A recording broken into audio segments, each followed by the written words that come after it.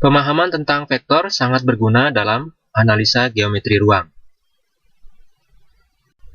Suatu titik dalam ruang yang letak atau posisinya dinyatakan dalam bentuk koordinat, yaitu misalnya x, y, z, dapat dipandang sebagai titik ujung suatu vektor yang dalam hal ini kita sebut sebagai vektor posisi, yaitu vektor r sama dengan xi ditambah yj ditambah zk.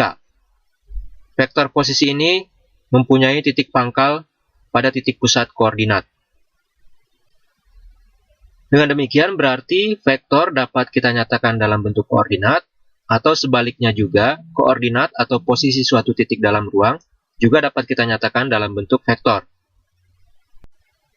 Misalnya vektor i-2k itu dapat juga kita tuliskan dalam bentuk koordinat, yaitu 1, 0, 2. Kita tinjau kasus dua dimensi.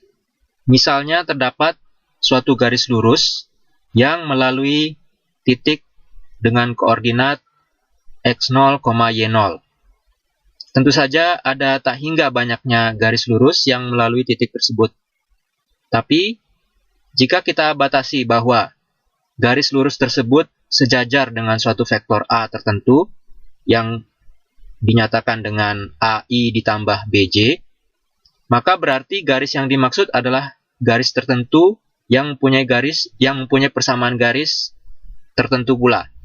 Nah, bagaimana kita menentukan persamaan garis tersebut? Kita perlu ingat bahwa persamaan garis memberikan hubungan antara nilai absis atau variabel x dan ordinat atau variabel y dari semua titik-titik yang berada di sepanjang garis atau terletak pada garis tersebut. Titik yang koordinatnya x0, y0 berarti dapat dinyatakan dalam bentuk vektor posisi sebagai x0i ditambah y0j. Misalnya kita ambil titik sembarang, yaitu titik x, y yang juga terletak pada garis. Titik ini dapat dinyatakan sebagai vektor posisi, yaitu xi ditambah yj. Karenanya, vektor dari titik x0, y0 ke titik sembarang x, y ini adalah x dikurangi x0i ditambah y dikurangi y0j. Tentu saja vektor ini dapat kita pahami pastilah terletak sepanjang garis lurus yang ingin kita tentukan persamaannya. Dan hal ini berarti vektor tersebut sejajar dengan vektor A yang diketahui. Dengan demikian, berarti dapat dinyatakan bahwa y dikurang y0 dibagi x dikurang x0 sama dengan b dibagi a.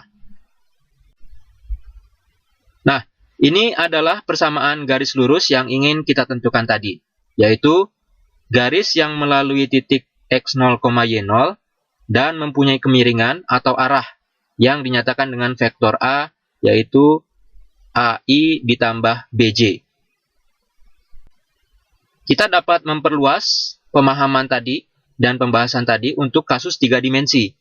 Jadi, jika ingin diketahui persamaan garis lurus yang melalui titik x0, y0, z0 dan sejajar dengan vektor A, yaitu AI ditambah BJ ditambah CK, maka kita dapat menyatakannya dalam bentuk ungkapan X dikurang X0 per A sama dengan Y dikurang Y0 per B sama dengan Z dikurang Z0 per C. Selain cara yang sudah diungkapkan tadi, kita dapat juga menyatakan persamaan garis lurus yang dalam ruang, persamaan garis lurus dalam ruang, menggunakan bentuk parametrik. Misalnya, kembali kita ingin mengetahui persamaan garis lurus yang melalui titik tertentu, yaitu kali ini XP, YP, dan garis tersebut sejajar dengan vektor A, yaitu AXI ditambah AYJ. Perhatikan bahwa jika kita mengambil titik sembarang pada garis yang misalnya posisinya atau koordinatnya adalah X, Y, atau bila dinyatakan dengan vektor posisi sebagai vektor R, yaitu XI ditambah YJ, maka vektor R tersebut sama dengan vektor RP ditambah T kali vektor A. Di sini T adalah suatu parameter yang berupa bilangan. Dalam kasus 3 dimensi, tentu saja kita bisa memperoleh hal yang serupa. Jadi misalkan kita ingin mengetahui persamaan garis lurus yang melalui titik XP, YP, ZP dan mempunyai arah yang dinyatakan dengan vektor A, yaitu AXI ditambah AYJ ditambah AZK, maka vektor posisi titik-titik yang terletak sepanjang garis lurus tersebut dapat dinyatakan dengan vektor R, yaitu sama dengan vektor RP ditambah T kali vektor A.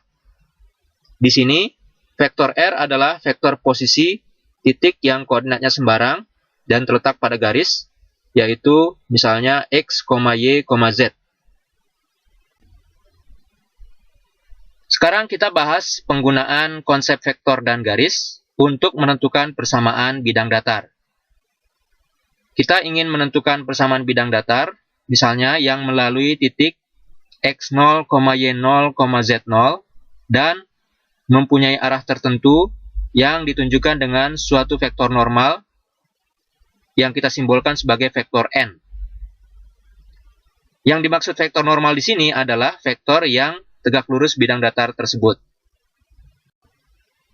Misalnya arah bidang datar tadi atau yang ditunjukkan dengan vektor N sama dengan AI ditambah BJ ditambah CK.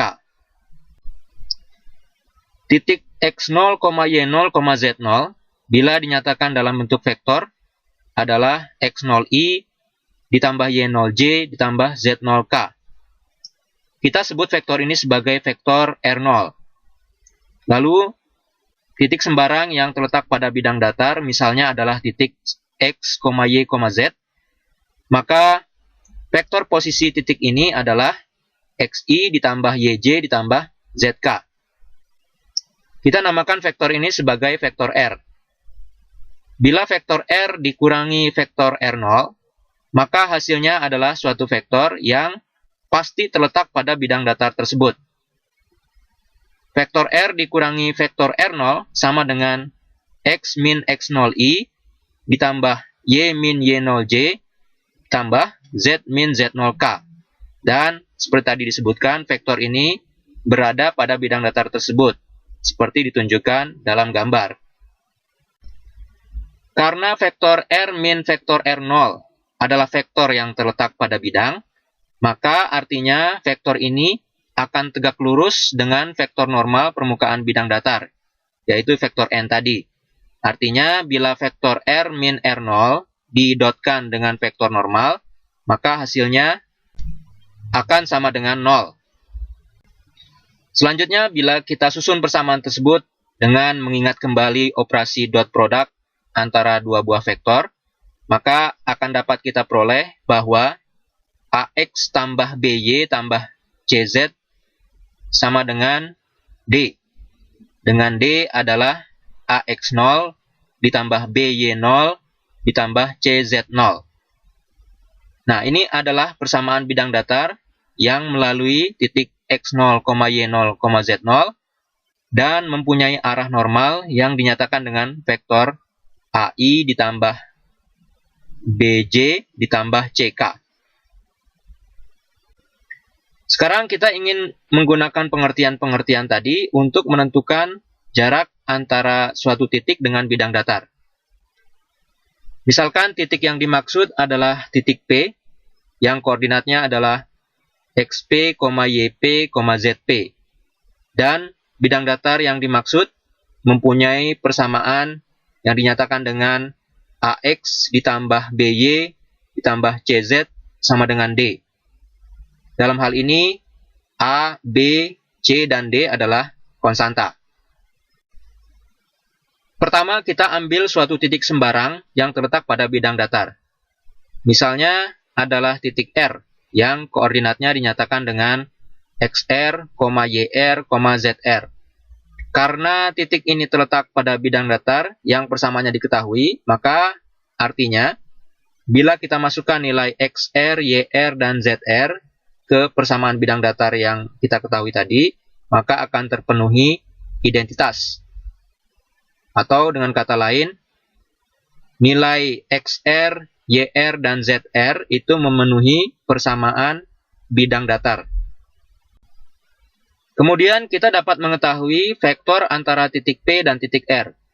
Kita ingat lagi bahwa kedua titik ini, yaitu titik P dan titik R, mempunyai koordinat masing-masing yang dinyatakan dengan untuk titik P adalah XP, YP, ZP, dan untuk titik R adalah XR, YR, ZR.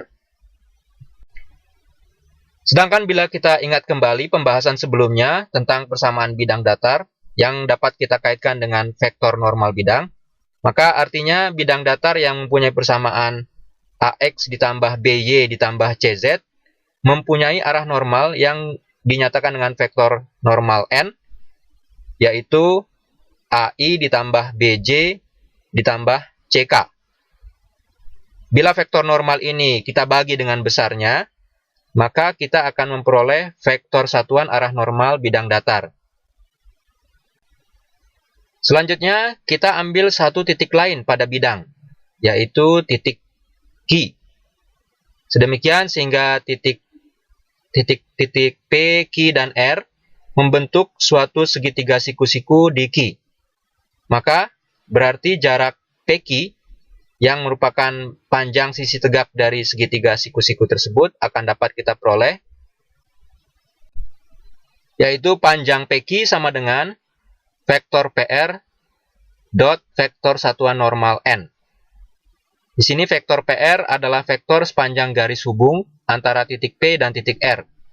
Artinya, vektor PR adalah XP min XRI ditambah YP min YRJ ditambah ZP min ZRK.